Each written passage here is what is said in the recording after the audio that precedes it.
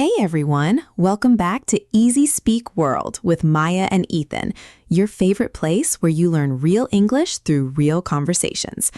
Okay, so I need to ask you something, and I want you to be completely, brutally honest with me. When you were a kid, did anyone ever sit you down and tell you, work hard, be good, follow the rules, and everything will work out perfectly? Yeah, pretty much every adult I ever met. Right? And as always, I've got Ethan here with me today. And Ethan, I feel like this is a topic you're going to have a lot to say about. Yeah, Maya, I genuinely might, because I've been thinking about this a lot lately. Like, we were all told the same things, the same rules, the same promises, and some of them just weren't true. Exactly. And here's what's wild to me. Nobody lied to us on purpose.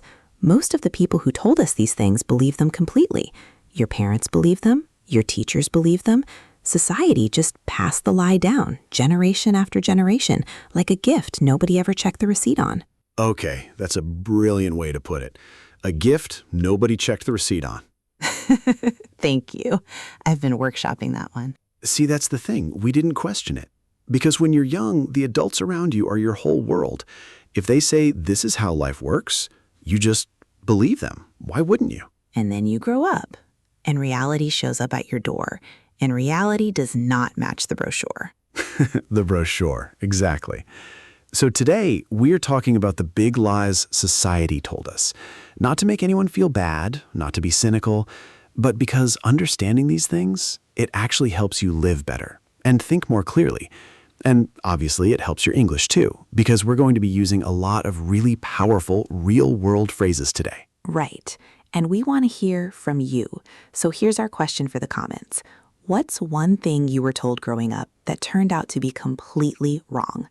Drop it below. We read every single one. And if you're new here, welcome, welcome, welcome. Hit subscribe, tap that like button, and come join this community. We do this every week. Real conversations, real English, real life. Okay, let's get into it. So, lie number 1, and this one is personal for me. Follow your passion and the money will follow.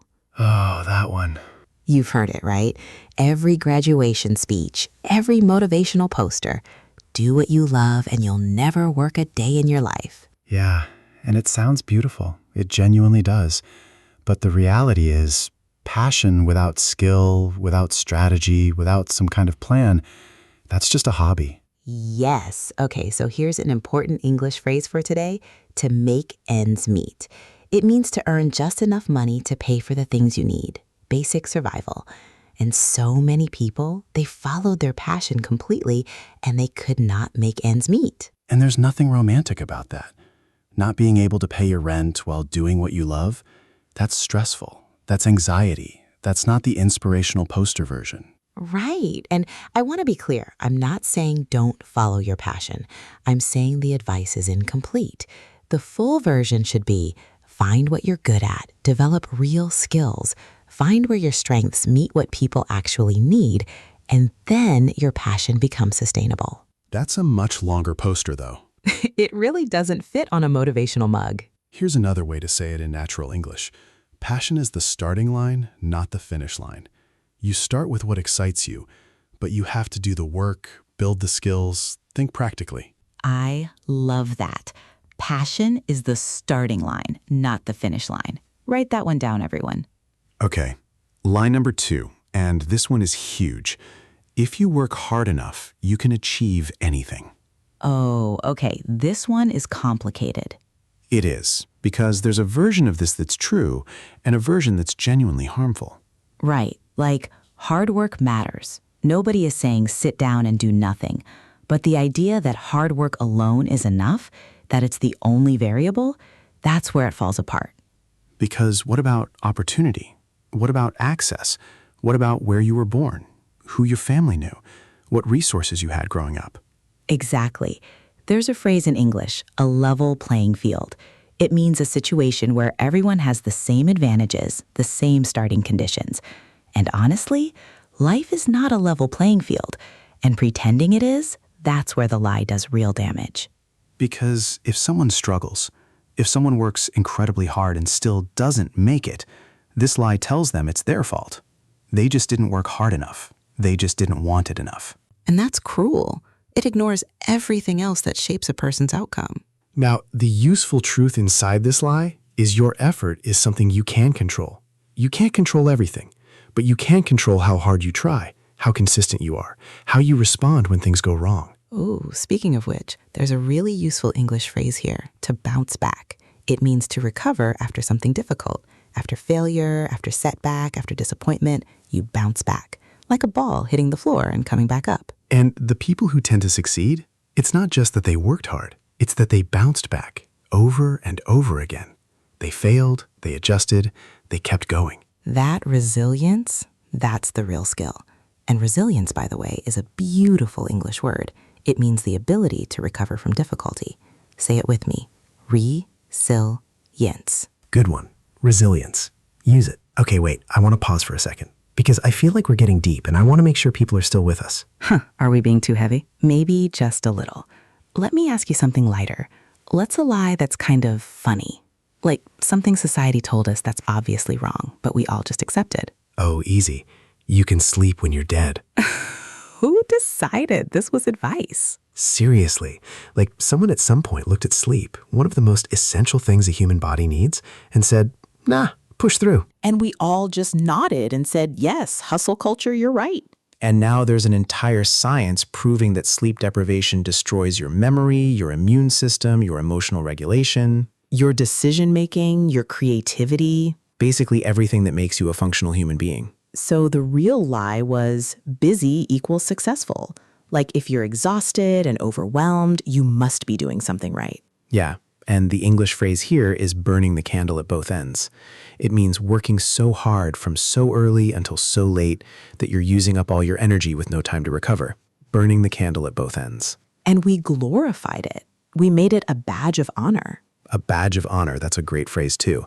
It means something you're proud of, like an achievement you show off. I only slept 4 hours last night. Oh wow, so impressive. Groundbreaking. You've broken your own body. Congratulations. Exactly. Okay, lie number 3. And this one is the one I personally wrestled with the most. You need to be confident to be successful. Okay, I'm actually going to push back on this one a little. Go for it. Because I think confidence does matter. Like if you walk into a room believing you have nothing to offer, that comes across. People sense that energy. Okay, fair. But here's my issue. We act like confidence is something you either have or you don't. Like you're born with it or you're not. And that's the lie. Okay, I see what you're saying. Confidence isn't a personality type. It's a skill. It's built through action, through doing scary things and surviving them, through small wins that add up over time. So it's not be confident then act, it's act and then you start to feel confident. Exactly. The action comes first, the feeling follows. And there's a phrase for this in psychology, fake it till you make it, which sounds superficial, but the research actually backs it up. When you act as if you're capable, your brain starts to believe it. Right. It's not about lying to yourself. It's about not waiting for a feeling that only comes through experience. And here's a vocab word, self-doubt. It means the feeling that you're not good enough, not capable enough, not ready enough. Self-doubt. Everyone has it, even the most confident-looking people you know. The difference is just what they do with it. Some people let self-doubt stop them. Others feel it and move anyway. And that's called, and I love this phrase, courage. Courage isn't the absence of fear. It's doing the thing despite the fear. That's worth repeating. Courage isn't the absence of fear. It's doing the thing despite the fear. Okay, we promised you some useful phrases to take away, so let's do a quick recap before we keep going. Ethan, you want to hit him? Sure. So far, we've had make ends meet, earn just enough to survive, a level playing field, equal conditions for everyone, bounce back, recover after something hard, burning the candle at both ends, exhausting yourself by working too much, a badge of honor, something you're proud of, fake it till you make it, act confident until you actually feel it, and self-doubt, feeling like you're not enough. Beautiful. Stay with us because we've got more phrases coming. And honestly, the next lie might be the most controversial one yet. Lie number 4, brace yourself. Everything happens for a reason. Oh, okay. Yeah, this is going to be spicy. I'll be gentle, but honestly, I think this one can be both comforting and harmful, depending on how you use it. How so? So when something painful happens, a loss, a failure, a heartbreak, sometimes it helps to believe there's meaning behind it, that it's pointing you somewhere, that something good will come from it. And for some people, that belief genuinely helps them cope. Right. It gives them a framework, a reason to keep going. But the harmful side is it can make people passive. Like everything happens for a reason, so I don't need to make decisions. I don't need to take responsibility. The universe will sort it out. Yeah, or worse, it can be used to dismiss real injustice. Oh, terrible thing happened to you? Must be for a reason. That's not comforting, that's cold. So here's the more honest version, I think. Things happen. Some of them are random. Some of them are the result of choices, yours or someone else's. And the meaning, the reason, that's something you create after the fact. Okay, that's actually beautiful. You don't find the meaning, you build it. Exactly. And there's a phrase for this approach to life, taking ownership. It means accepting responsibility for your responses, your choices, your outcomes. Even when things weren't your fault, you can still take ownership of what you do next. Taking ownership. That's a powerful one. It shifts you from victim to agent, from someone things happen to someone who responds and moves. And the opposite, when someone refuses to take ownership, we say they're making excuses or passing the buck. Passing the buck means blaming someone else, shifting responsibility onto another person. It wasn't me, it was the circumstances, it was my boss, it was my upbringing, it was the economy. And look, sometimes those things are real factors, but at some point, you have to decide, what am I going to do with where I am? Okay, I want to bring up lie number 5 because I think about this one a lot. Once you grow up, you'll have it all figured out. Who told us this? Every adult, technically. And I think they genuinely believed it about themselves. That's the funniest part. Like, adults were going through their lives feeling lost and confused and overwhelmed, but they projected this image of certainty. And we as kids believed it. And then you hit 25, 30, 35, and you're still confused, still figuring things out, and you think something is wrong with you. Because everyone else seems to have it together. But they don't. They're all just winging it. Winging it. Great phrase. It means doing something without preparation, improvising as you go. We are all just winging it. All of us. And I think admitting that is actually incredibly freeing because you stop waiting to feel ready. You stop waiting to feel qualified. You just start. You move. You learn as you go.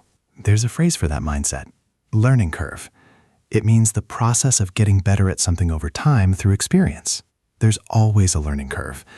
And that's okay. That's normal. That's human. And here's a word I want everyone to learn today, ambiguity. It means uncertainty, not knowing the answer, living in the gray space between yes and no. Ambiguity. A lot of people are uncomfortable with ambiguity. They want clear answers, clear paths, clear guarantees. But life is mostly ambiguous. And the people who tend to be happiest, they've made peace with that. They've learned to be comfortable in the uncertainty. That's a real skill. Sitting with I don't know and not panicking about it. Sitting with the unknown. Yep, that's the work. Okay, we're getting close to the end, and I want to leave everyone with something that actually sticks. So Ethan, what do you think is the biggest takeaway from all of this? Honestly, I think it's this. The lies society told us weren't malicious. They were shortcuts, simple stories for a complicated world. Work hard, follow your passion. Everything happens for a reason.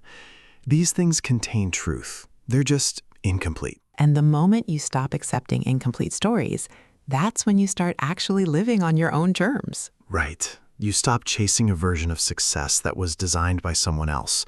You stop feeling broken because your life doesn't match the brochure.